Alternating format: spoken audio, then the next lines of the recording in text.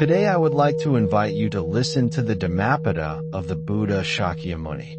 156 verses from the Buddhist scriptures on the YouTube channel Thien Thai in the USA. They who have not led the holy life, who in youth have not acquired wealth, lie like worn-out bows, sighing after the past. The Blessed One spoke this verse to illuminate the peril of neglecting cultivation in the early seasons of life, when the mind is pliable, and the potential for growth is greatest. Just as a bough, when overused and left untended, loses its strength and resilience, so too does a life untrained in virtue and wisdom become brittle and hollow. There was a young man in a village long ago, born into humble circumstances. He enjoyed youth without attention to mindful living, indulged in fleeting pleasures, and neglected the training of body, speech, and mind. In his old age, he found himself fatigued, unable to direct the energy of life skillfully. He looked back upon his years with longing and regret, like a worn-out bow stretching toward targets no longer within reach. He realized that time, once past, cannot be reclaimed, and that the lack of cultivation in youth left him unprepared to meet the challenges and responsibilities of life with clarity, resilience, or peace. This sorrow arises naturally when one sees the impermanence of life, the fleeting nature of youth, and the consequences of inattention. Yet the verse carries not only a warning, but a profound guidance. The wealth that must be acquired in youth is not merely material abundance, but the inner treasures of virtue, mindfulness, understanding, and compassion. Those who cultivate ethical living, mindful awareness, and insight early in life gain a strength that endures. They become flexible, resilient, and capable of meeting the vicissitudes of life with equanimity. Their minds, like well-tended bows, can direct the energy of thought, speech, and action skillfully, generating harmony, benefit, and liberation. Observing ordinary life, the Blessed One's disciples see countless beings caught in longing for past pleasures, lost opportunities, and unfulfilled desires. Some pursue fame, others indulgence, still others the accumulation of possessions. Yet without training in virtue, these efforts bring only temporary satisfaction and lead inevitably to lamentation as time passes. Their hearts, unfortified, bend under the weight of regret and craving. In contrast, those who cultivate the holy life, through restraint, ethical conduct, meditation, and insight, build a durable strength within. Their minds, like a well-made bow, retain resilience and flexibility, able to act rightly, respond to challenges with clarity, and maintain peace even as the body ages and worldly conditions shift. The disciples learn that a life well lived is measured not by the fleeting pleasures of sense, nor by external achievements, but by the depth of inner cultivation. Meditation nourishes the mind, ethical conduct prevents decay of character, and reflection strengthens understanding of impermanence, suffering, and selflessness. These practices are the true wealth of youth, ensuring that the mind remains unbroken, adaptable, and capable of guiding action skillfully. Those who neglect this training, however, find themselves in later years sighing after what is gone, like the worn-out bow drawn toward a distant target that can no longer be reached. The energy of life diminishes, opportunities fade, and the mind suffers under its own unpreparedness. In this way, the verse reminds all who hear it of the preciousness of the present, of the fleeting nature of youth, and of the importance of early cultivation. Each act of kindness, each moment of mindfulness, each reflection on the impermanent nature of all phenomena is a reinforcement of the Tao, strengthening it to direct the mind and energy with precision and clarity. Through consistent effort, one builds resilience of heart and mind, acquires the capacity for compassionate action, and prepares for the ultimate aim of liberation. The Blessed One taught that the mind's training cannot be postponed.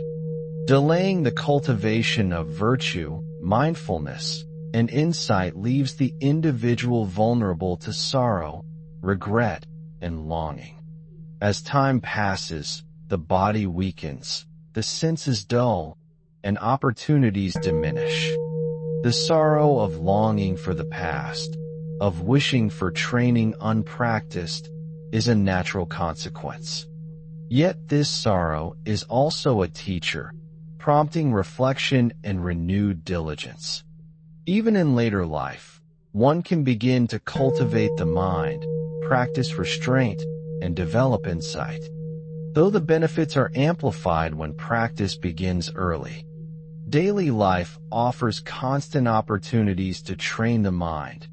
Acts of generosity, patience, ethical speech, reflection on impermanence, and meditation on the nature of the mind.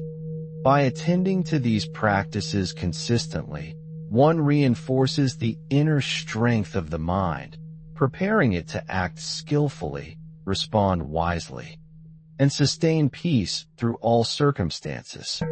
The imagery of the worn-out bough also reminds practitioners that neglect weakens not only the individual, but also the capacity to benefit others.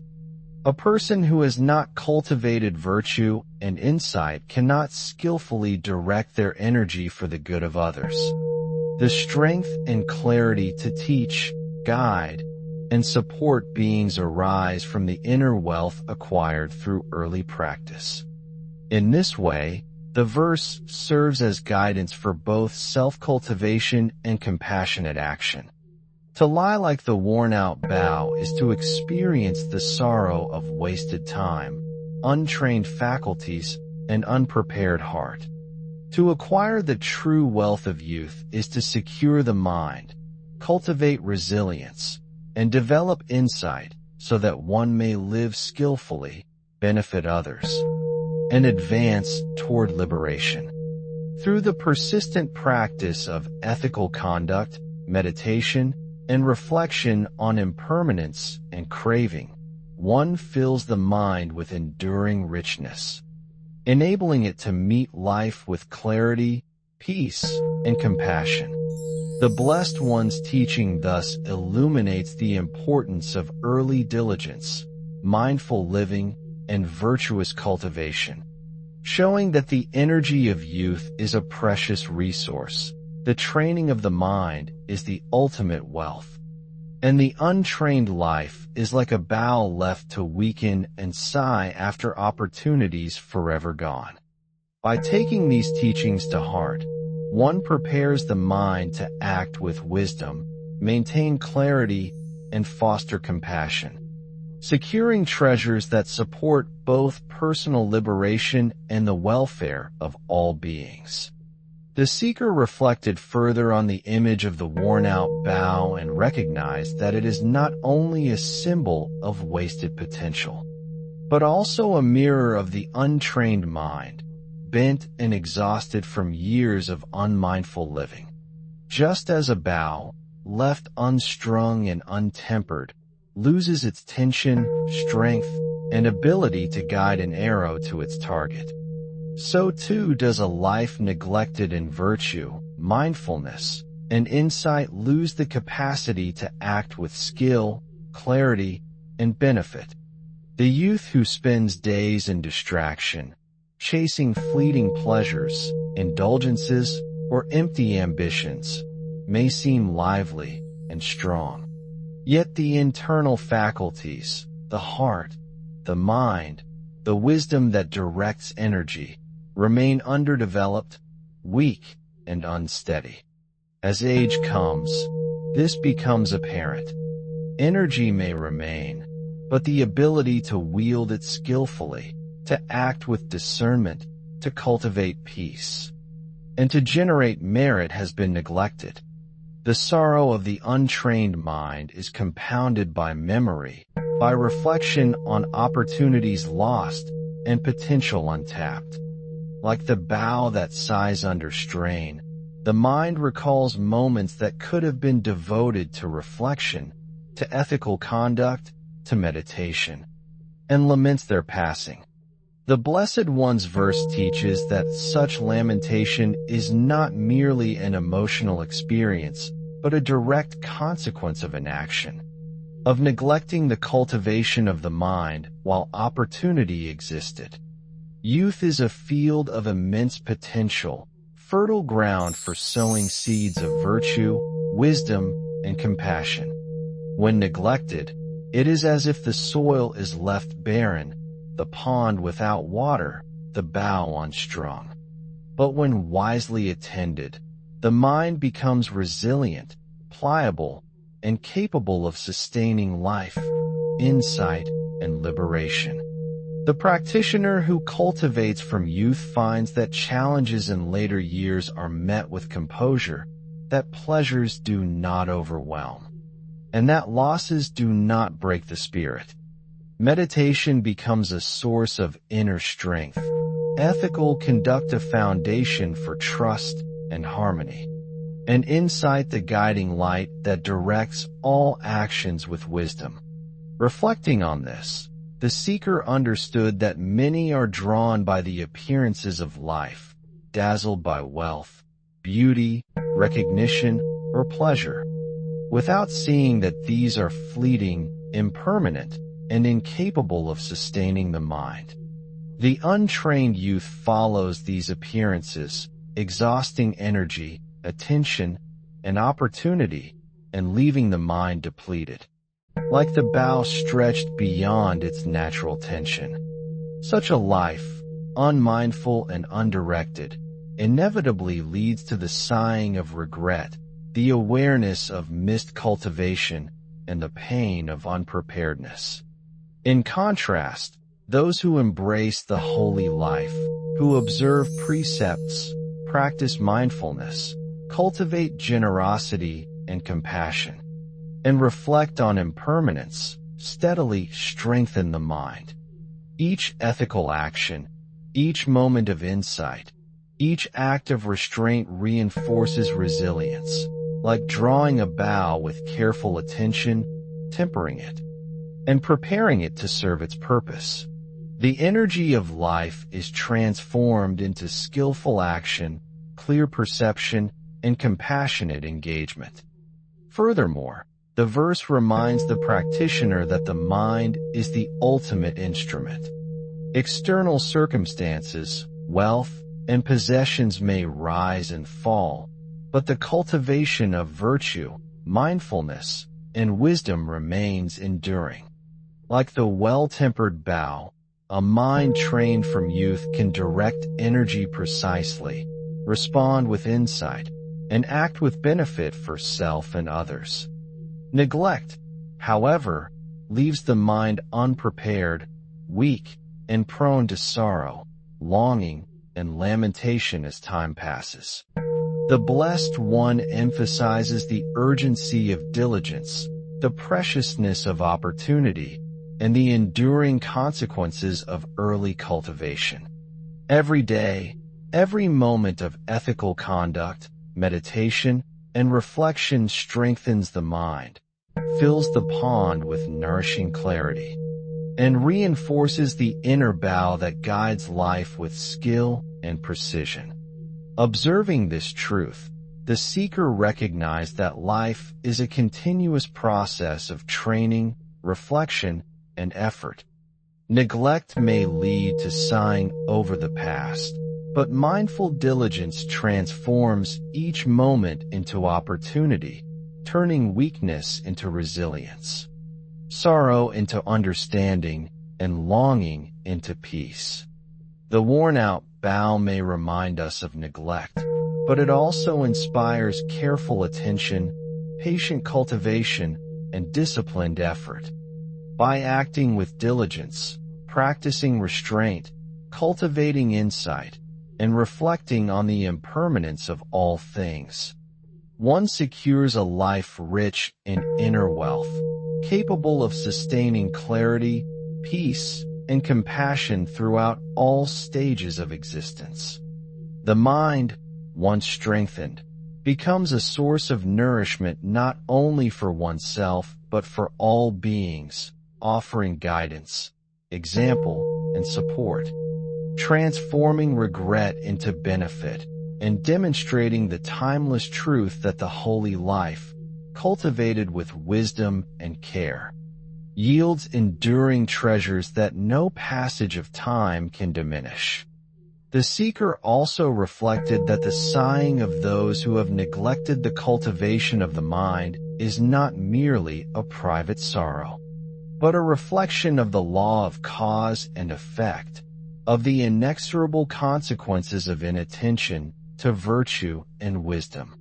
Just as a bough, left untended, eventually splinters under strain, so too does the untrained life, strained by desire, ignorance, and attachment, fracture under the weight of unfulfilled longing.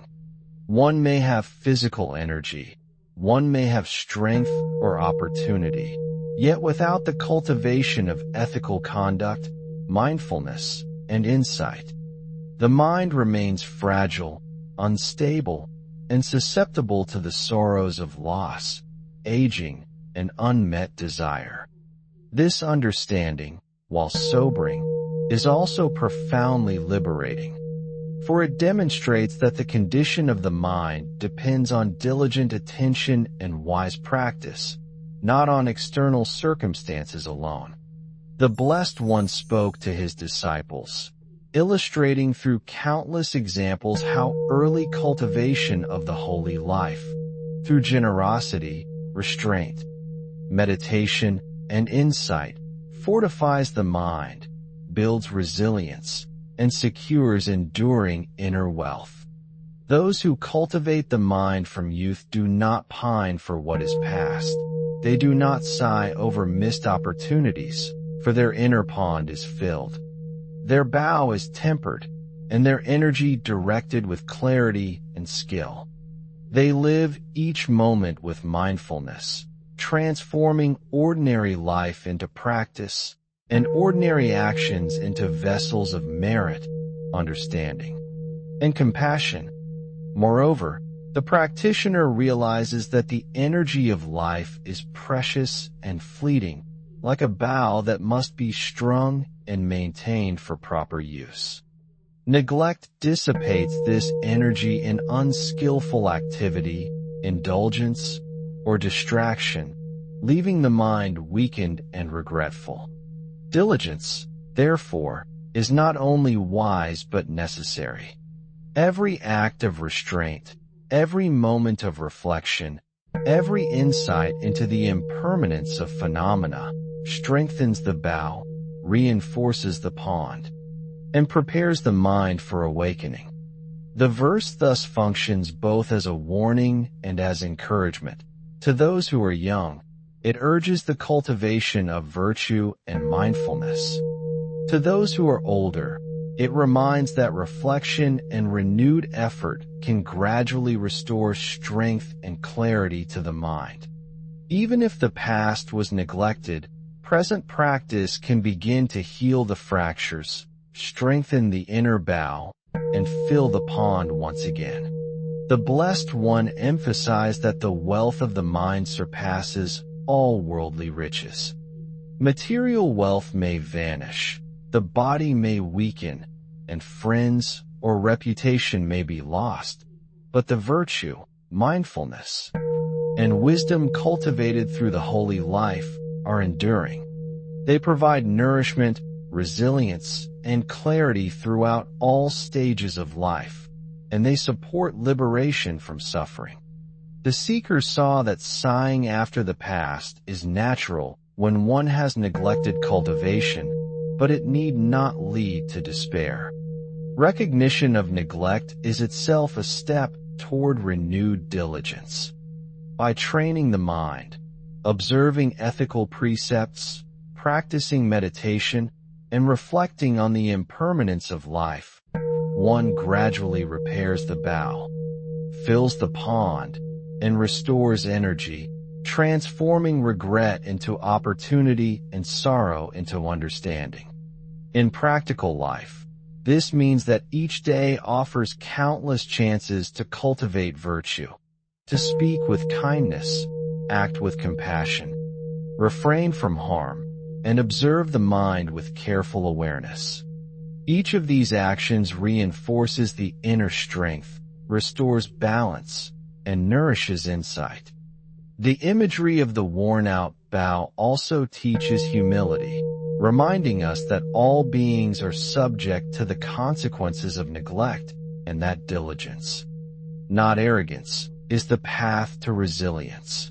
The seeker reflected that the holy life is a lifelong commitment.